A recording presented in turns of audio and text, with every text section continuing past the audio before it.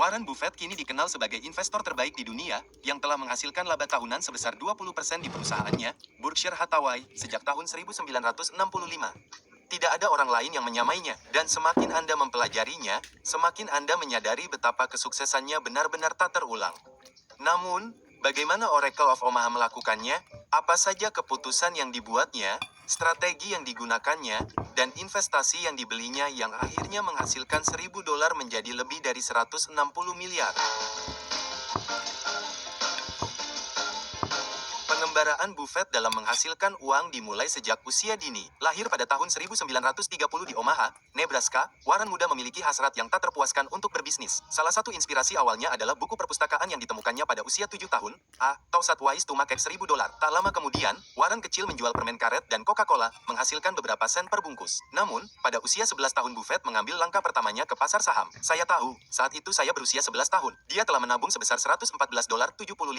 Dengan uang itu, dia membeli 3 lembar saham City Service Preferred Stock dengan harga $38 per lembar. Namun, hampir seketika itu juga, dia mendapat kursus kilat tentang volatilitas saham. Harganya anjlok hingga sekitar $27, menguji keberanian investor muda itu. Namun, untungnya, Warren bertahan hingga harganya melambung ke $40, lalu dia menjualnya, mengantongi sedikit keuntungan, tetapi pelajaran yang sangat besar. Karena tidak lama setelah dia menjual sahamnya, saham City Service melonjak hingga lebih dari $200 per lembar, yang mengajarkan Buffett betapa mahalnya ketidaksabaran. Namun, dia tidak bertindak terlalu cepat. Dalam kata-katanya sendiri, saya menjadi kapitalis, dan itu terasa menyenangkan. Semangat kewirausahaan Buffett berlanjut hingga SMA, membeli mesin pinball bekas bersama seorang teman seharga $25 dan memasangnya di tempat pangkas rambut setempat. Saat kuartal mulai bergulir, mereka memperluasnya menjadi 3 mesin di lokasi yang berbeda. Dan pada usia 16 tahun, Buffett dan teman-temannya menjual bisnis itu seharga $1.200.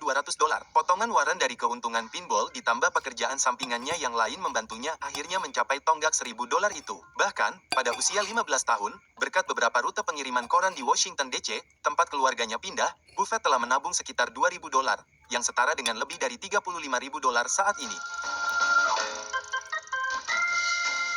Pada usia 14 tahun, Buffett mengambil $1.200 dari uang hasil jerih payahnya dan melakukan apa yang wajar dilakukan setiap remaja muda, membeli 40 hektar lahan pertanian di Nebraska, bermitra dengan petani lokal yang menggarap lahan tersebut. Sebagai seorang kapitalis, Buffett telah mengumpulkan tabungan sebesar $9.800, kira-kira $180.000 dalam dolar saat ini saat ia menyelesaikan kuliah. $1.000 pertama Buffett dan bahkan $10.000 pertamanya datang dari kerja keras dan bakat luar biasa dalam menemukan peluang bisnis yang menguntungkan. Namun, di awal usia 20-an, ia membutuhkan metode yang lebih terukur untuk melipat gandakan uangnya. Pada tahun 1950, ia membaca buku penting karya Ben Graham, The Intelligent Investor, yang berdampak sangat besar padanya. Ia mendaftar di sekolah bisnis Columbia hanya untuk belajar langsung dari Graham. Filosofi Graham adalah investasi nilai, tetapi gayanya sangat berbeda dengan yang kita kenal sekarang. Buffett menggambarkan pendekatan Graham sebagai investasi puntung cerutu, membeli saham di bisnis yang sedang terpuruk yang mungkin hampir habis, tetapi sangat murah sehingga sedikit perbaikan atau likuidasi dapat memberi investor satu jalan terakhir yang menguntungkan. Setelah memperoleh gelar masternya di bawah bimbingan Graham,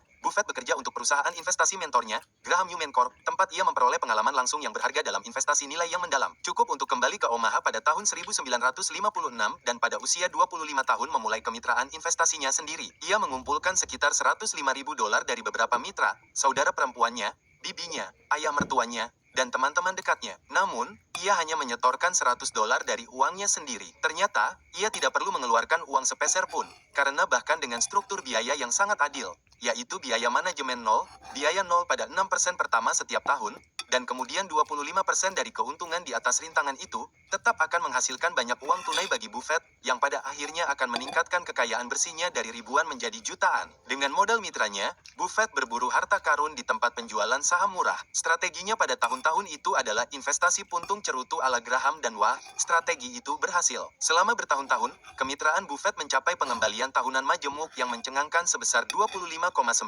yang menarik perhatian dunia investasi. Namun, saham jenis apa yang ia beli? Seringkali perusahaan kecil yang tidak disukai, yang sahamnya sangat murah dibandingkan dengan aset atau pendapatannya. Misalnya, salah satu permainan legendaris Buffett di awal adalah Sanborn Map Company. Sanborn Map merupakan bisnis yang sedang menurun. Mereka membuat peta untuk perusahaan asuransi, tetapi yang terpenting, perusahaan tersebut memiliki portofolio kas dan investasi yang berharga di neracanya. Buffett menyadari saham Sanborn diperdagangkan pada harga sekitar $45 per saham, sementara nilai kas dan portofolio investasinya saja bernilai $65 per saham. Jadi, pada dasarnya, Wall Street memberi harga Sanborn seperti pembuat peta yang sedang sekarat dan sama sekali mengabaikan bahwa perusahaan tersebut memiliki tumpukan sekuritas yang sangat besar di brankasnya. Melihat skenario klasik dolar untuk 50, kemitraan Buffett membeli sebanyak mungkin saham Sanborn, akhirnya memiliki 43% perusahaan. Kemudian Buffett menjadi aktivis penuh. Dia masuk ke dewan direksi Sanborn dan mendorong manajemen untuk membuka nilai tersebut. Setelah beberapa pertengkaran, dia meyakinkan mereka untuk membeli kembali saham dari pemegang saham pada harga $65 per saham, mengekstraksi nilai investasi tersebut. Hasilnya, keuntungan 44% untuk kemitraan Buffett dan isapan terakhir yang sukses dari puntung cerutu itu. Kemenangan terbesar Buffett pada tahun 1960-an, bagaimanapun, mengisyaratkan perubahan gayanya di masa depan. Pada tahun 1964, American Express diguncang oleh skandal minyak salat yang terkenal. Anak perusahaannya telah kehilangan jutaan dolar karena agunan palsu, tangki air dipalsukan sebagai minyak kedelai, dan saham Amex anjlok karena investor khawatir perusahaan akan bertanggung jawab atas kerusakan tersebut. Namun Buffett mengabaikan kepanikan itu. Ia melihat bahwa orang Amerika masih menggunakan kartu kredit hijau mereka di restoran dan toko. Anda tahu, waralaba inti Amex, mereknya, dan kepercayaannya masih utuh. Jadi, sementara yang lain melarikan diri, Buffett menerkam, akhirnya menempatkan 40% dari modal kemitraannya ke dalam saham Amex. Itu adalah taruhan yang berani dan terkonsentrasi, tidak seperti puntung cerutu dalam semangatnya, tetapi pada dasarnya adalah bisnis yang berkualitas. Benar saja, Amex bertahan dan berkembang, dan dalam beberapa tahun, sahamnya berlipat ganda, menghasilkan keuntungan besar bagi kemitraan Buffett. Ini adalah petunjuk evolusi Buffett. Ia bersedia membayar lebih untuk bisnis hebat yang menghadapi masalah sementara. Pada tahun 1962, kemitraan Buffett telah berkembang pesat sehingga bagian pribadi Warren dari dana tersebut membuatnya menjadi jutawan untuk pertama kalinya. Secara khusus, aset kemitraan tersebut lebih dari $7 juta dan bagian Buffett melebihi 1 juta. Pada usia 32 tahun, ia telah mengubah modal awal sebesar $100 dan modal investor menjadi kekayaan pribadi sebesar 7 digit. Dan pada saat inilah ia mulai mencari peluang yang lebih besar, jenis investasi yang dapat menggerakkan roda untuk dana yang kini bernilai jutaan dolar. Salah satu peluang tersebut terjadi pada tahun 1962. Buffett memperhatikan sebuah perusahaan tekstil New England, Berkshire Hathaway, menjual dengan diskon besar terhadap asetnya. Sesuai dengan bentuknya, ia mulai membeli saham sebagai investasi nilai klasik. Namun investasi ini akhirnya mengubah hidup Buffett dengan cara yang tidak ia duga, dan tidak sepenuhnya menjadi lebih baik, setidaknya pada awalnya. Setelah CEO Sub Stanton mencoba menipu Buffett dengan janji pembelian kembali saham, Buffett berbalik menyerang, membeli cukup banyak saham untuk mengendalikan perusahaan, lalu memecat Tuan Stanton karena marah. Ini adalah salah satu dari beberapa kali dalam kariernya ketika emosi Buffett benar-benar menguasainya. Dan dia juga harus membayarnya, karena dia sekarang adalah ketua dan CEO dari bisnis tekstil yang gagal. Pada titik ini dalam hidupnya, akhir tahun 60-an, Buffett memiliki masalah yang sangat sedikit dari kita akan pernah alami. Terlalu banyak uang untuk dikelola, secara relatif, dan terlalu sedikit puntung cerutu untuk dibeli. Tawaran murah menjadi lebih sulit ditemukan setelah pasar bullish yang panjang. Dan pada tahun 1969, merasa pasar dinilai terlalu tinggi dan penawaran bagus jarang terjadi. Buffett mengambil langkah drastis dengan menutup kemitraannya dan membayar para mitranya. Dia sering bercanda bahwa pada tahun 1970 dia meninggalkan karirnya yang menguntungkan untuk menjadi ketua penuh waktu Berkshire Hathaway, posisi yang masih dipegang. Kamu pikir kucing tidur seharian? Pikir lagi, kucing pun trading dengan Okta. Unduh sekarang.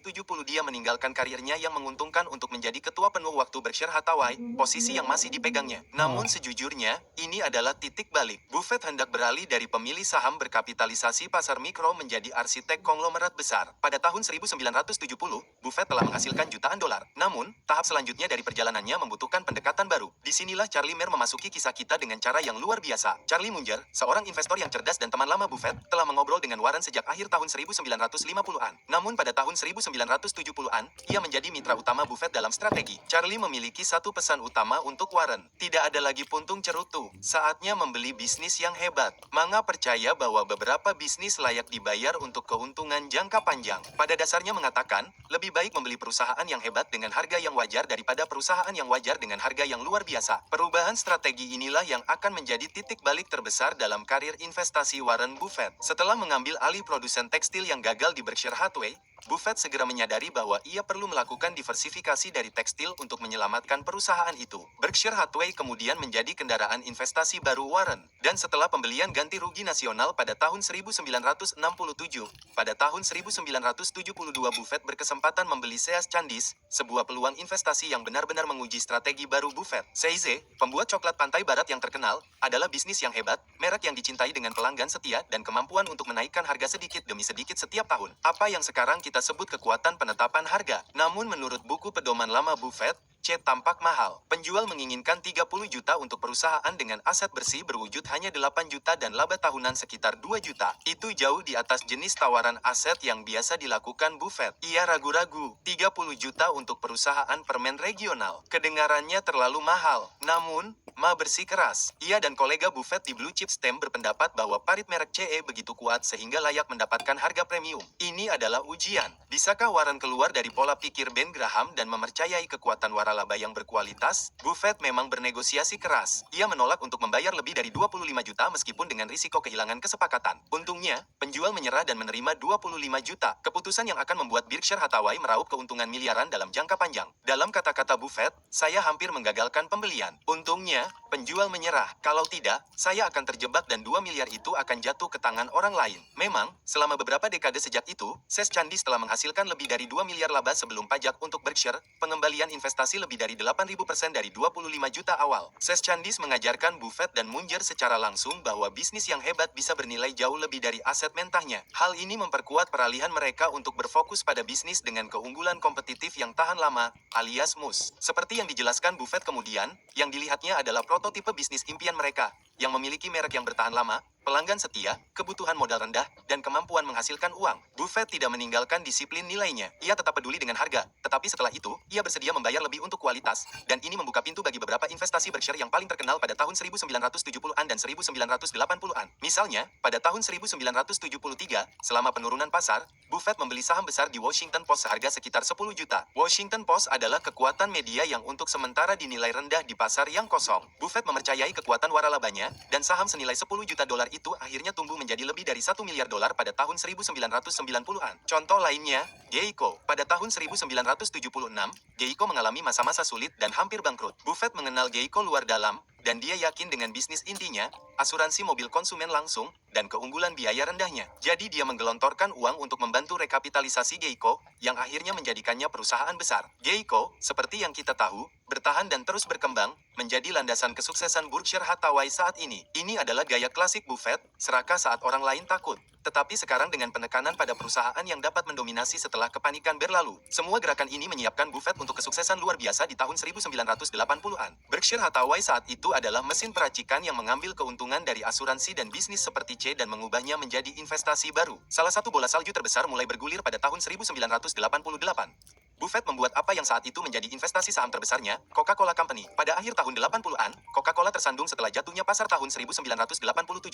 Meskipun bisnisnya, yang menjual minuman manis yang disukai dunia, masih sekuat sebelumnya. Buffett sudah lama jatuh cinta dengan Coca-Cola. Cherry Coke adalah minuman pilihannya. Ia menyadari Coke sebagai merek yang tak terkalahkan yang mungkin muncul sekali dalam seabad. Ia mulai membeli saham Coca-Cola pada tahun 1988, dan akhirnya menghabiskan lebih dari 1 miliar untuk mengakuisisi 6,2% saham perusahaan. Itu adalah langkah yang berani. 1 miliar dolar merupakan porsi besar dari portofolio Berkshire saat itu, menjadikan Co sebagai kepemilikan tunggal terbesarnya. Namun, Buffett melihat mode global Co, mereknya, distribusinya, dan produknya yang membuat ketagihan. Ia bertaruh bahwa Coke akan terus tumbuh di seluruh dunia dan terus meningkatkan dividennya. Dan ia benar, hanya dalam beberapa tahun, nilai saham Coke milik Berkshire meningkat 3 kali lipat. Pada akhir tahun 1989, Berkshire memiliki 23,35 juta saham Coke, senilai sekitar 1,8 miliar dolar. Dan maju cepat hingga hari ini, Berkshire masih memegang setiap saham Coca-Cola. Investasi 1 miliar dolar itu sekarang bernilai lebih dari 25 miliar dolar. Dan dengar ini, dividen tahunan Buffett dari Co kira-kira 700 juta dolar, yang berarti setiap tahun Co membayarnya lebih dari setengah dari yang awalnya ia bayarkan untuk membeli saham tersebut. Itu adalah salah satu contoh terbaik dari peracikan jangka panjang dalam karir Buffett. Namun yang lebih penting, itu menggarisbawahi pendekatannya yang berevolusi. Menemukan bisnis yang luar biasa dengan mode yang luas, membeli sebanyak yang ia bisa dengan harga yang wajar, lalu duduk santai dan membiarkan peracikan bekerja. Pernah nggak kamu khawatir sama sesuatu? Menghadapi tantangan yang nggak bisa diprediksi. Tenang, buka pikiranmu. Karena ada peluang di balik tantangan yang menghadang. Siapapun kamu, apapun tantanganmu, buka peluangmu. Duduk santai dan membiarkan peracikan bekerja. Pada tahun 1986, pada usia 56 tahun, Warren Buffett secara resmi menjadi miliarder di atas kertas saat harga saham Berkshire melonjak. Oracle of Omaha sekarang menjadi salah satu orang terkaya di Amerika, Meskipun belum menjadi ikon global seperti yang akan terjadi, transformasinya dari pemilih saham yang ulet menjadi kepala konglomerat bernilai miliaran dolar telah selesai. Dengan mengubah permainan, yang sebagian besar dipengaruhi oleh Charlie Munger, beralih dari sekadar membeli perusahaan murah menjadi membeli perusahaan besar, ia membuat kekayaannya menjadi bola salju dan menyiapkan panggung untuk babak terakhir perjalanannya di mana ia akan mencetak rekor investasi yang tidak mungkin tertandingi. Mencapai 1 miliar dolar mungkin tampak seperti garis akhir, tetapi bagi Warren Buffett, itu hanyalah batu loncatan. Namun, dari tahun 1990-an hingga 2020-an, Buffett menghadapi tantangan baru, yaitu menginvestasikan uang dalam jumlah yang lebih besar sambil tetap berpegang pada prinsip-prinsip nilainya. Berkshire Hathaway telah menjadi begitu besar sehingga Buffett bercanda tentang perlunya menemukan gajah untuk dibeli. Investasi kecil tidak lagi menghasilkan apa-apa. Jadi Buffett mulai memburu hewan buruan yang lebih besar. Terkadang membeli seluruh perusahaan besar secara langsung. Era ini adalah tentang meningkatkan skala dan memperkuat reputasinya sebagai investor terhebat di dunia. Salah satu ciri khas pendekatan Buffett pasca 1990 adalah kesabaran dan disiplinnya dalam menghadapi pasar mewah di akhir 1990-an saat saham teknologi melonjak dalam gelembung.com. Buffett sebagian besar tidak melakukannya. Dia tidak berinvestasi di perusahaan internet mewah yang tidak dia pahami, yang menyebabkan beberapa orang menyebutnya tidak berhubungan. Namun, ketika gelembung itu pecah, Berkshire muncul tanpa cedera, dan kredibilitas Buffett justru tumbuh. Ia tetap berpegang pada perusahaan-perusahaan dengan pendapatan yang jelas dan pergerakan harga yang kuat. Faktanya, sekitar waktu ini, Buffett berinvestasi pada hal-hal seperti Coca-Cola, Gillette, American Express, Wells Fargo, dan masih banyak lagi. Pada pertengahan tahun 200-an, tumpukan uang tunai Buffett sangat besar, puluhan miliar, menunggu peluang. Dan ketika krisis keuangan tahun 2008 melanda, Buffett terkenal menjadi pemberi pinjaman terakhir bagi perusahaan-perusahaan blue chip. Ia menegosiasikan kesepakatan yang menguntungkan untuk menyuntikkan uang tunai ke Goldman Sachs, General Electric, dan lainnya, mendapatkan saham preferen atau pinjaman berbunga tinggi, ditambah opsi saham. Kesepakatan-kesepakatan ini tidak hanya menguntungkan, tetapi juga mengukuhkan citra Buffett sebagai ksatria putih finansial selama krisis. Akan tetapi, peningkatan yang sangat besar terhadap kekayaan bersih Buffett dalam beberapa tahun terakhir datang dari sumber yang tidak terduga, teknologi, sektor yang telah lama ia hindari. Muncullah Apple. Ya, pria yang menghindari saham teknologi selama puluhan tahun itu akhirnya melakukan salah satu investasi teknologi terbesar yang pernah ada dan membuahkan hasil yang spektakuler. Bagaimana itu bisa terjadi? Sekitar tahun 2016, Buffett atau lebih tepatnya wakil investasinya Todd Combs dan Ted Weschler dengan restu Buffett mulai membeli saham Apple. Awalnya, banyak yang terkejut. Apple untuk Buffett untuk Berkshire, tetapi ia mulai memandang Apple bukan hanya sebagai perusahaan teknologi, tetapi sebagai perusahaan produk konsumen dengan basis pelanggan yang sangat kuat. Dengan kata lain, mode merek yang besar, pengguna iPhone loyal, ekosistem, App Store, iPad, Mac, iCloud, dan layanan lainnya berarti pendapatan berulang, dan Apple memiliki banyak uang tunai. Itu sesuai dengan kriteria Buffett sebagai bisnis dominan dengan kekuatan harga. Jadi, Berkshire terus membeli. Pada tahun 2018, Berkshire Hathaway memiliki sekitar 5% saham Apple. Setelah menginvestasikan sekitar 30 miliar dolar, saham itu dengan cepat menjadi jauh lebih berharga. Saham Apple melonjak pada akhir tahun 2010-an dan memasuki tahun 2020-an. Dan pada akhir Q4 2023, posisi Apple membengkak hingga menempati setengah dari portofolio saham Berkshire yang saat itu bernilai 350 miliar dolar. Pada satu titik, kepemilikan Apple milik Berkshire mencapai nilai 160 miliar dolar.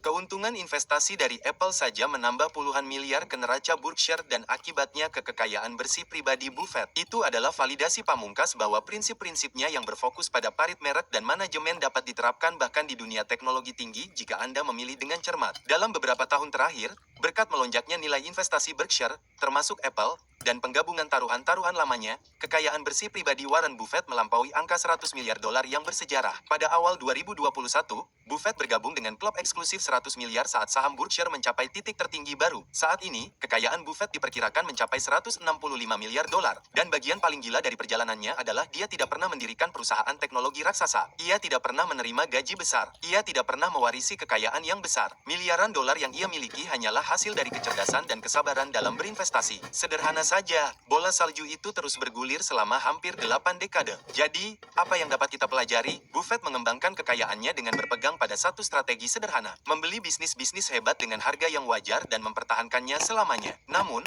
ini bukan sekadar tentang memilih perusahaan yang tepat. Buffett telah menunjukkan disiplin yang luar biasa, menghindari spekulasi yang berlebihan, dan membiarkan uang tunai terkumpul ketika peluang yang tepat tidak ada. Sikap hematnya dan fokusnya dalam menginvestasikan kembali keuntungan membantu Berkshire tumbuh secara eksponensial, mengubah setiap dolar yang ia simpan beberapa dekade lalu menjadi sesuatu yang jauh lebih besar. Kini bernilai lebih dari 150 miliar. Perjalanan Buffett membuktikan bahwa investasi yang konsisten dan berprinsip yang dipadukan dengan kesabaran dan disiplin dapat dan memang menciptakan kekayaan yang luar biasa. Dan satu hal terakhir sebelum saya tutup, jika Anda menikmati video ini dan tertarik dengan kursus langkah demi langkah berdurasi 7 jam yang mengajarkan Anda pendekatan Warren Buffett secara tepat, membahas berbagai hal seperti metode valuasi yang ia gunakan, dan uji stres apa saja yang dapat Anda jalankan, pastikan untuk menonton pengantar analisis saham di deskripsi video ini. Itu akan membuat Anda memahami strategi investasi nilai Buffett dengan percaya diri. Dan itu juga merupakan cara terbaik untuk mendukung apa yang kami lakukan di YouTube. Kami juga memiliki kursus singkat gratis jika Anda ingin menontonnya terlebih dahulu untuk mengukur apakah Anda ingin berkomitmen pada versi 7 jam yang lebih panjang. Namun selain itu, terima kasih banyak telah menonton, teman-teman. Silakan tinggalkan like pada video ini jika Anda menikmatinya. Dan sampai jumpa di video berikutnya.